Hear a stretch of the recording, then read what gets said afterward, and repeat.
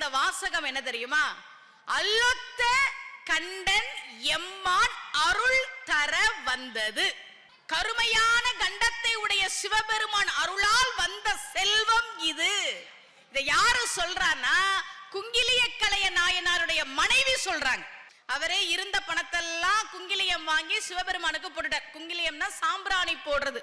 ஒரு நாள் மனைவி சொன்னாங்க, வீட்டுல எதுவுமே இல்ல, பிள்ளைகள்லாம் பசியில இருக்கிறாங்க, வீட்டுல எல்லாரும் பட்டினியில இருக்கோம், என் மாங்கல்யத்தை கொண்டு போய் விற்று சாப்பிடுறதுக்கு சமைக்கிறதுக்கு ஏதாவது வாங்கிட்டு வாங்கன்னு மாங்கல்யத்தை கழட்டி கொடுத்தாங்க.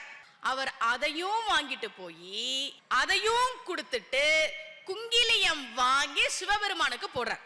சிவன் பார்த்தார், எப்போ என்ன கொடுக்கணும்னு அவனுக்கு தெரியும். வேண்டத்தக்கது அறிவோய் நீ, வேண்ட முழுதும் தருவோய் நீ. சிவபெருமான் குங்கிலியக்கலைய நாயனாருடைய இல்லத்தை செல்வங்களால் நிரப்புகிறார்.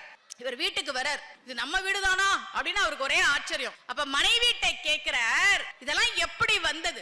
இல்லத்தில் சென்று புக்கார் இரு நிதி, அவ்வளவு பெரிய செல்வம் இருக்கு, எப்படி வந்தது அப்படின்னு திருமணையாளை நோக்கி, வில் ஒத்த நுதலாய் இவ்விளைவுகள் என் கொள் என்ன, அல்லொத்த கண்டன் எம்மான் அருள் தர வந்தது என்றார். இந்த செல்வங்கள் எப்படி வந்தது என்று கேட்டபோது, கண்டத்தை உடைய சிவபெருமான், கருமையான கண்டத்தை உடைய சிவபெருமான் அருளால் வந்த செல்வங்கள் என்று குங்கிலியக்கலைய நாயனாருடைய மனைவி சொன்னதை ஒருத்தர் அவரோட பைக்ல எழுதி வச்சிருக்கிறார். நாமெல்லாம் இப்ப என் கழுத்துல இந்த மாலை இருக்கு, இதெல்லாம் சிவனோட அருளால் கிடைச்சது.